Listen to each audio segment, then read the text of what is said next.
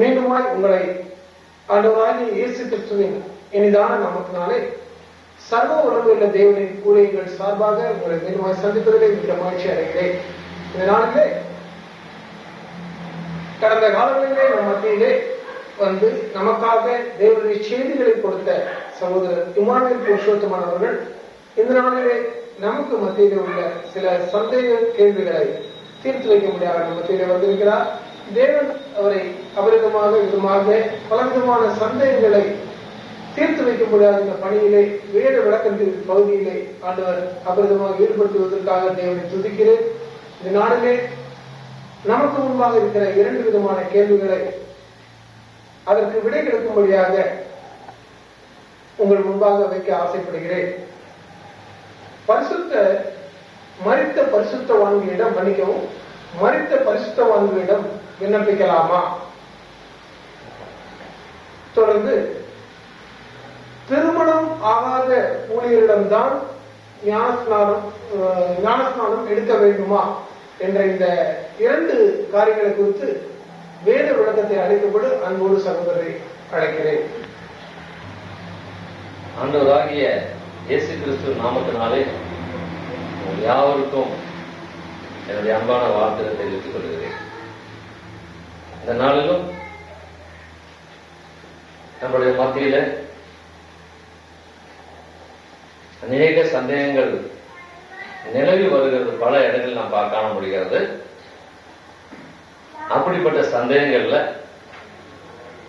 2 விதமான சந்தேகங்களுக்கு இன்னைக்கு வேதத்தில் தெளிவு காணும்.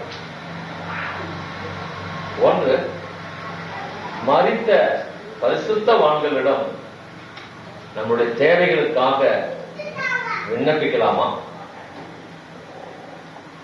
அந்த விண்ணப்பங்களுக்கு நமக்கு பலன் உண்டாயிருக்குமா? இதை குறித்து பார்க்கும் பொழுது வேதம் நமக்கு என்ன சொல்லுகிறது என்பதை தியானிப்போம். இந்த விண்ணப்பங்களை குறித்தும் எப்படி விண்ணப்பிக்க வேண்டும், யாரிடத்துல விண்ணப்பிக்க வேண்டும் என்பதை குறித்து பரிசுத்த வேதாகமம் என்ன சொல்லுகிறது, அவர் இயேசு கிறிஸ்து தன்னுடைய சபைக்கு என்ன சொல்லி சென்றார் என்பதை குறித்து நாம் காண்போம். யோவான் எழுதின சுவிசேஷம் 14ஆம் அதிகாரம்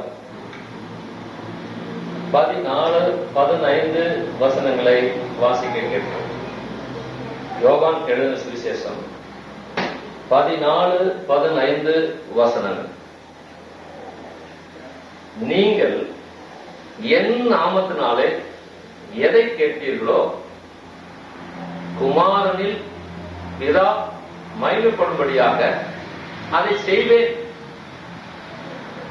என் நாமத்தினாலே நீங்கள் எதை கேட்டாலும் அதை நான் செய்வேன். இது எவ்வளவு ஒரு தெளிவை நமக்கு காட்டுகிறது. இயேசு கிறிஸ்து சொல்லுகிறார், என் நாமத்தினால எதை கேட்டீர்களோ குமாரனில் பிதா மகிமைப்படும்படியாக அதை செய்வேன்.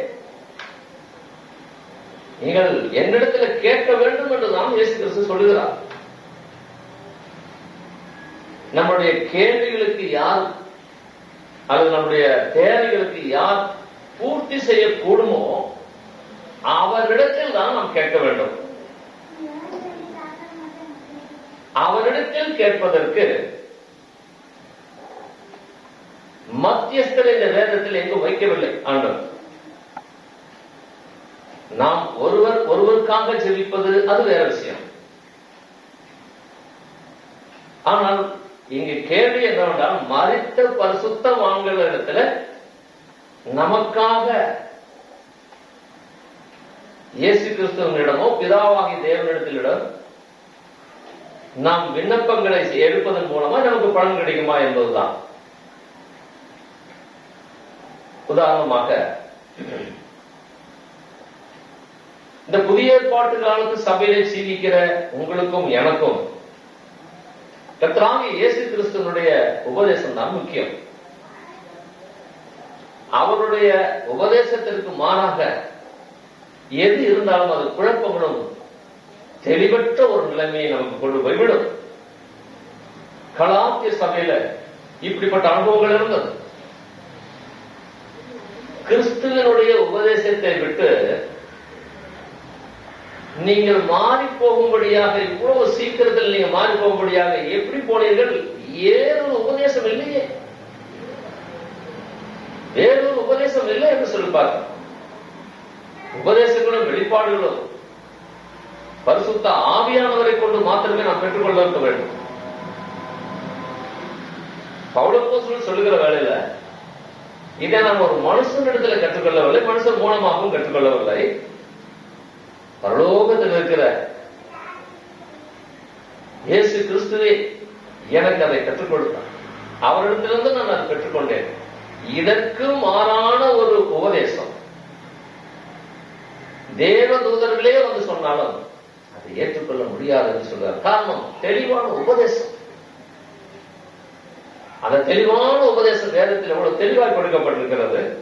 இயேசு சொன்னார், வருத்தப்பட்டு பாரம் சுமப்போரே என்னிடத்தில் வாருங்கள் என்று சொன்னார். என்னிடத்தில் வருவதற்கு இவர்கள் மூலமாய்தான் நீ வர வேண்டும், அல்லது இவர்களை நான் நியமித்திருக்கிறேன் அவர்கள் மூலமாக மாத்திரமே நீ எங்களிடத்தில் வர வேண்டும் என்று அவர் சொல்லவில்லை. யோவான் 6ஆம் அதிகாரம் 37வது வசனத்துல என்னிடத்தில் வருகிறவனை நான் புறம்பே தள்ளவே மாட்டேன் என்று சொல்லுகிறார். இன்னுமாக செபிக்கும் விஷயத்துல நான் கிறிஸ்துவை ஏற்றுக்கொள்ளாதபடி, கிறிஸ்துவனுடைய வார்த்தைக்கு என்னுடைய ஜீவியத்தில் இடம் கொடாதபடி நான் யாரிடத்துல போய் செபித்தாலும் என்னுடைய ஜெபம் ஒருவேளை ஒரு நாளிலே ஆரம்ப நாளிலே கேட்கப்படலாம், ஆனால் எல்லா சூழ்நிலையும் அது கேட்கப்படும் என்று சொல்ல முடியாது. பொதுவாக மரித்த பிற்பாடு அவருடைய கிரியைகள் அடங்கி விடுகிறது என்று சொல்லி நாம் பார்க்கிறோம்.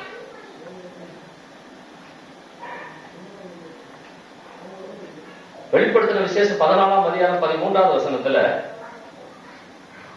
அவனுடைய கிரியைகள் அவனோடு கூட வரும் சொல்லி பார்க்க. ஒரு மரித்த பிற்பாடு அதற்கப்புறம் நியாய தீர்ப்பு நாள் வரைக்கும் சமாதானத்துக்குள்ளாக அவர் இளைப்பாறுகிறார்கள் என்று சொல்லி வேதத்தை நாம் பார்க்கிறோம். ஏசாயா தீர்க்கதரிசன புஸ்தகம் 57ஆம் அதிகாரம் 1-2 வசனங்களை வாசிப்போம். என்றால்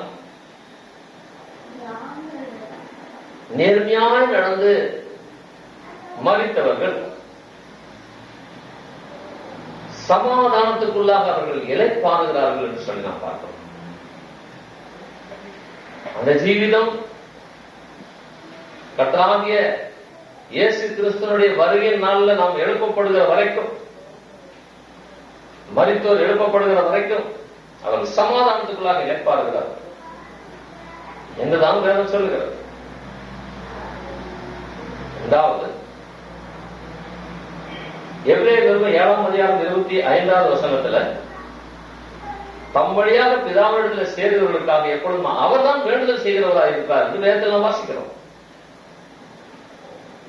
நமக்காக பரிந்து பேசுகிறவர், நமக்காக வேண்டுதல் செய்கிறவரும் ஒருவர் அங்கே இருக்க, அவர் நம்மளுடைய விண்ணப்பங்களை கேட்க ஆயத்தமாய் இருக்க, இன்னொரு இடத்தில் நாம் செல்ல வேண்டியதோ இன்னொரு இடத்தின் மூலமா நாம் செபிக்க வேண்டியதோ அவசியம் இல்லை. மரித்த ஒருவரிடத்தில் நாம் செபிக்க வேண்டும் என்பது அவசியம் இல்லை. இந்த தெளிவும் இதன் உண்டாயிருக்கிற நிச்சயமும் நமக்கு தெளிவில்லாதபடினால, குறைவா இருக்கிறபடினால்தான் யார் மூலமாவது எனக்கு இது சந்திக்கப்படக்கூடாதா என்பதற்காக பலரிடத்தில் நாம் சொல்லி செபிக்கிறோம். பலரிடம் என்பது மரித்த சகல பரிசுத்தவான்களை நினைவு கூர்ந்து அவர்களிடத்தில் நாம் செபிக்கிறோம் அல்லது விண்ணப்பிக்கிறோம். 1 யோவான் 2ஆம் அதிகாரம் 1வது வசனத்தை நாம் வாசிக்குவோம். ஆனால் அந்த வார்த்தையில ஒருவன் பாவம் செய்கிறது இருந்தால் நமக்காக பிதாவிடத்தில் பரிந்து பேசுகிறவராய் இருக்கிறார், அவரை கிருபாதார வழியில் சொல்லி நாம் பார்க்கிறோம். இயேசு கிறிஸ்து நமக்காக பரிந்து பேசுகிறவராய் அங்கே அமர்ந்து கொண்டு இருக்கிறார்.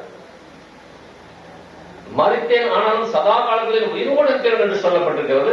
வெளிப்படுத்தின விசேஷம் 1:18.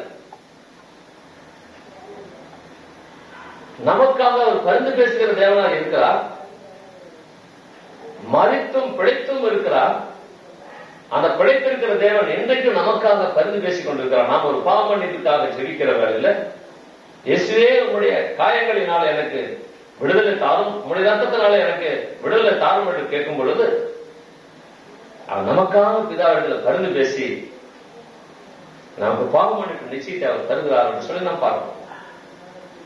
இதே இயேசு கிறிஸ்து யோவான் சுவிசேஷம் 15ஆம் அதிகாரம் 7வது வசனத்தில் வாசிக்கும் பொழுது, நீங்கள் என்னிலே நிலைத்திருக்க வேண்டும் என்று சொல்லுகிறார்.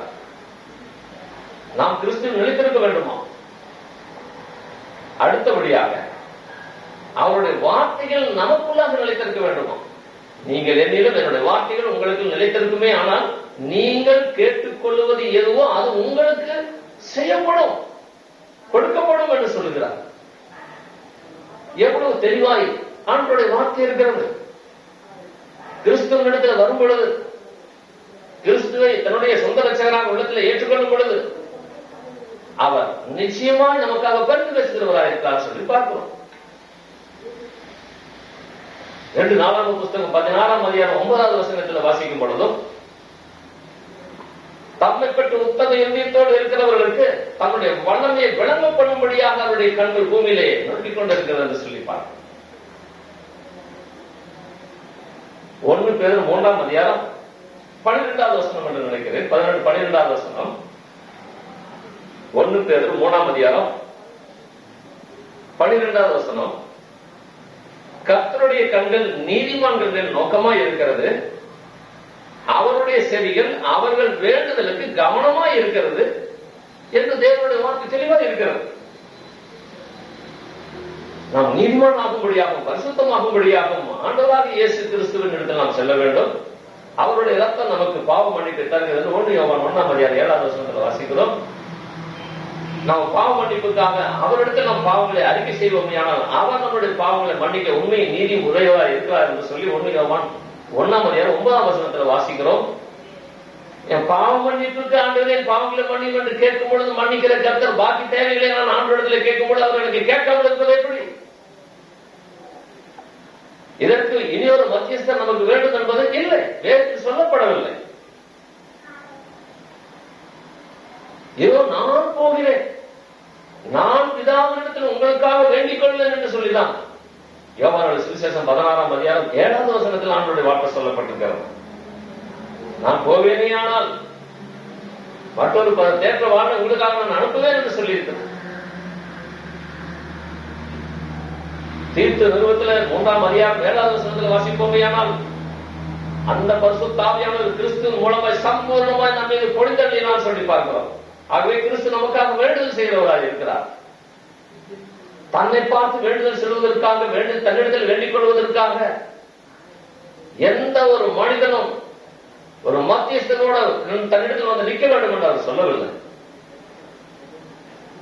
எப்பொழுதுமே நமக்கு உதவி செய்வதற்காகவும் நம்முடைய விண்ணப்பங்களுக்கு பதில் கொடுப்பதற்காகவும் ஆசீர்வதிப்பதற்காகவுமே அவருடைய கரங்கள் துடித்துக் கொண்டிருக்கிறது என்று சொல்லிப்பார். வேறு உதாரணம் சொல்வோமே, ஆனால் வெளிப்படுத்தின விசேஷம் 3ஆம் அதிகாரம் 19-20 வசனத்தில் வாசிக்கும் பொழுது, அவரே பிதாவாகிய தேவன், கர்த்தராகிய தேவன் இயேசு கிறிஸ்துவே நம்முடைய மனக்கதவுக்கு வெளியே நின்று தட்டுகிறவராக இருக்கிறார்.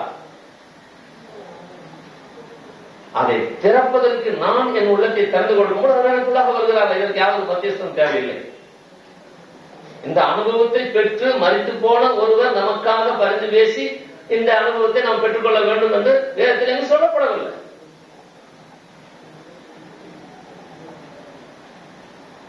அப்போஸ்தலர் நிருபம் 8ஆம் அதிகாரம் 26வது வசனத்தை நாம் வாசிப்போமே. ஆனால் நமக்கு ஏற்றபடி எப்படி ஜெபிக்க வேண்டும் என்பதை நாம் அறியாது இருக்கிற வேளையில பரிசுத்த ஆவியானவர் நமக்காக பிதாவிடத்தில் வேண்டுதல் செய்கிறார் என்று சொல்லி வேதம் தெளிவா சொல்லப்படும். ஒருவேளை எனக்கு ஜெபிக்கிறதுக்கே தெரியல, யாராவது உதவி செய்யல, மருத்துவ பரிசுத்தவான்களே உதவி செய்யல, உயிரோடு எடுத்துக் கொள்ளப்பட்ட ஏனோக்கே எனக்கு உதவி செய்ய, எனக்காக பரிந்து பேசணும்னு கேட்க வேண்டிய அவசியம் இல்லை. இல்ல எலியா உயிரோடு எடுத்துக் கொள்ளப்பட்ட எலியாவே நீங்கள் எனக்காக வேண்டிக் கொள்ளுங்கள் கேட்க வேண்டிய அவசியம் இல்லை. இயேசு கிறிஸ்து நேர அந்த பூலோகத்துல மாமிசத்திலே வெளிப்பட்டு நம்மளோடு கூட வந்து இருக்கும் பொழுது அவர் சொன்ன வார்த்தை, என்னுடைய நாமத்தினால நீங்கள் கேளுங்கள் உங்களுக்கு செய்யப்படும் கொடுக்கப்படுங்கிறார். இதற்கு ஒரு மத்தியஸ்தர் அவசியமே. நம்முடைய விசுவாசத்தை தேவனிடத்தில் மாத்திரம் வைக்க வேண்டும். எபிரேயர் 10:38 வாசிக்கும் பொழுது விசுவாசம் நீதிமான் பிழைப்பான். அந்த விசுவாசம் யார் மீது? கிறிஸ்துவின் மீது. யோவான் சுவிசேஷம் 1ஆம் அதிகாரம் 12வது வசனத்துல வாசிப்போமையானால் அவர் மீது விசுவாசம் வைக்கிறவர்கள் எத்தனை பேர்களோ அத்தனை பேர் அவருக்கு பிள்ளையாக முடியாத அதிகாரத்தை கொடுத்திருக்கிறான்னு சொல்லப்பட்டிருக்கும் போது நான் தேவனுக்கு பிள்ளையாகி விடுகிறேன். கலாத்தியர்கள் நிருபம் 4ஆம் அதிகாரம் 6வது வசனத்திலேயும் 3ஆம் அதிகாரம் 26வது வசனத்திலேயும் வாசிக்கும் பொழுது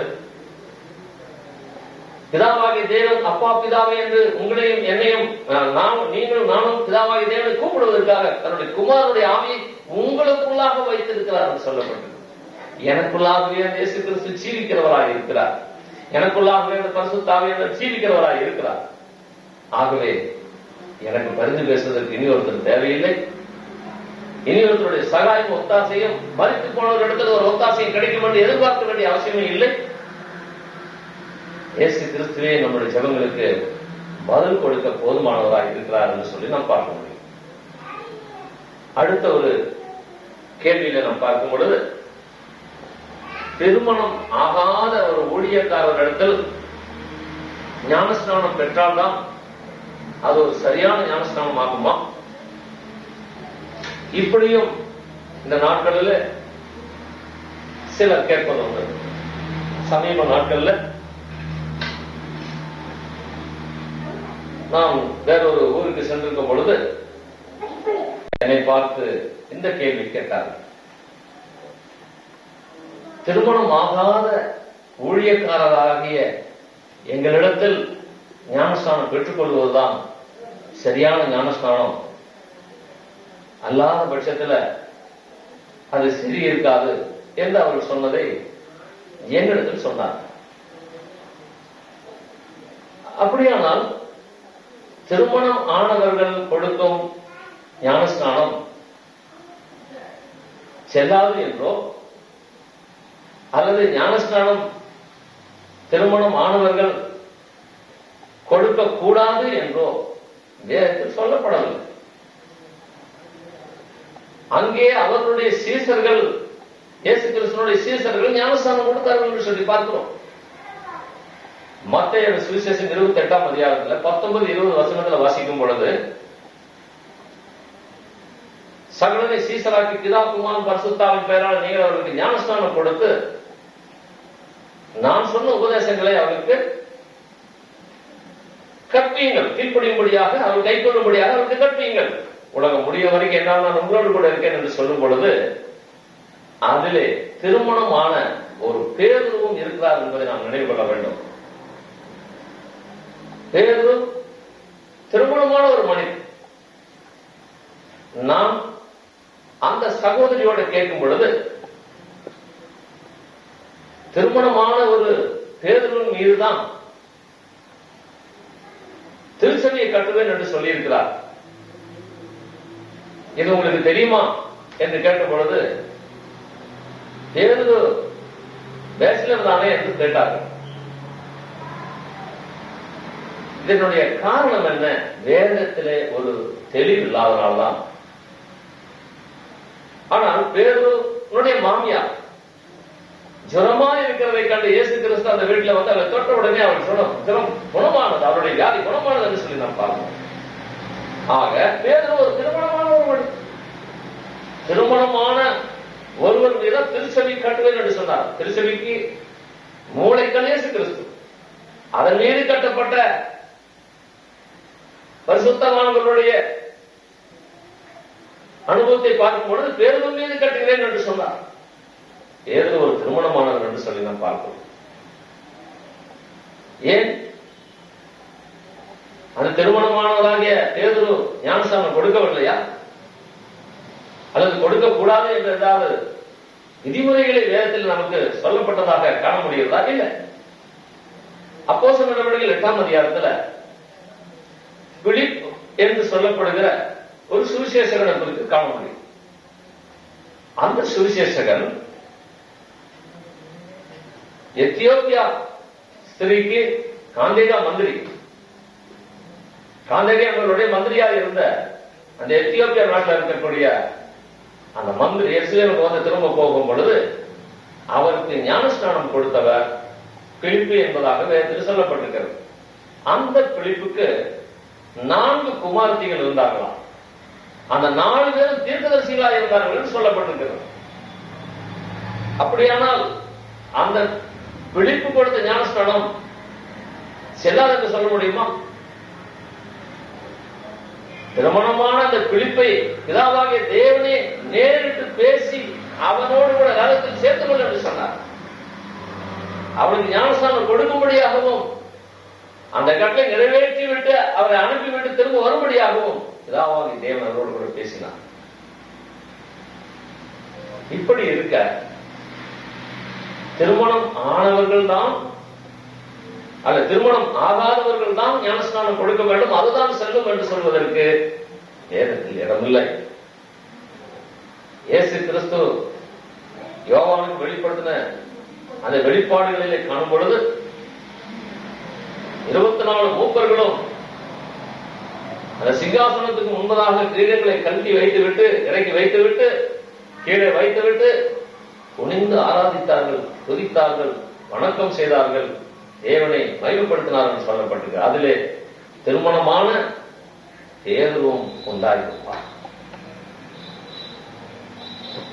இன்னும் ஆதியிலிருந்து உலகத்தை உண்டாக்கும் பொழுது தேவன் ஒரு குடும்பமாகவே உண்டாக்கினார் என்று சொல்லி பார்க்கிறோம்.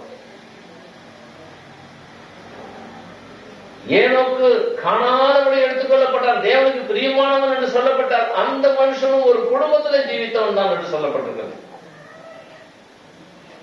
பூர்வ உலகத்தையும் அழிக்கும் பொழுது காப்பாற்றப்படும்படியாக ஒரு குடும்பத்தையே தேவன் காப்பாற்றினார், நோவாவுடைய குடும்பம் என்று சொல்லி பார்க்கிறோம். தேவன் இல்லாதபடி சீலித்துக் கொண்டிருந்த கல்தேர் ஊரில் இருந்து அழைக்கப்பட்ட ஆபிரகாமையும் தேவன் ஆசீர்வதித்தார். அவரும் ஒரு குடும்பத்தில் இருந்தவர் என்று சொல்லி நாம் பார்க்க முடியும். ஏசாயா 51 2வது வசனத்தை வாசிப்போமையானால் நமக்கு தெரியும். இதே ஆபிரகாமை தான் இயேசு கிறிஸ்து சொல்லும் பொழுது லாசருவும் ஐஸ்வர்யவானுடைய மரணத்துக்கு பிற்பாடு அந்த லாசரு ஆபிரகாமுடைய மடியிலே கொண்டு விடப்பட்டான். பரதேசியில எல்லாவற்றையும் தேற்றும்படியாக மரித்த பரிசுத்தவான்களை ஆற்றும்படியாக தேற்றும்படியாக பரலோகத்தின் தேவன் குடும்ப ஜீவிதம் ஜீவித்த அந்த ஆபிரகாமை தான் அங்கே பிதாவாக வைத்து நியமித்து வைத்திருக்கிறார் என்பதை இயேசு கிறிஸ்துவே சொல்லுகிறதை காண முடியும். ஆதியிலே குடும்பத்தில் ஆரம்பித்த கர்த்தர் பரலோகத்தின் தேவனாகிய இயேசு கிறிஸ்து ஒரு குடும்பத்திலே வந்து வெளிப்பட்டார் சொல்லி நாம் பார்க்கிறோம். ஒரு யோசேப்பு மரியாள் எங்களுடைய ஒரு குடும்பத்திலே வெளிப்பட்டார். தேவன் படைத்த ஆண் பெண் என்பதில் யாரும் தீட்டுப்பட்டவர்கள் என்று சொல்வதற்கு ஒன்றுமில்லை. தேவன் சரியில்லாதவர்களையும் சரி இல்லாதவர்களையும் உண்டாக்குற படைக்கிற கர்த்தர் அல்ல. ஆகவே திருமணம் ஆகாத ஒருவர் ஞானஸ்நானம் கொடுத்தால்தான் அது சரியான ஒரு ஞானஸ்நானம் என்று சொல்லுவதற்கு வேதத்திலே இடமில்லை. தேவனுடைய வழி நடத்தலையும் தேவனுடைய திட்டங்களையும் விளங்கிக் கொண்ட ஒரு மனுஷன் இயேசு கிறிஸ்துவை ஏற்றுக்கொண்டு அவருக்காக ஜீவிக்கும்படியாக தன்னுடைய வாழ்க்கையை அர்ப்பணிச்ச அவருடைய சட்டங்களின்படி கட்டளைகளின்படி நடக்க தீர்மானித்திருக்கிற எந்த ஒரு மனுஷனும் கொடுக்கலாம். எந்த ஒரு மனுஷனும் கொடுக்கலாம்.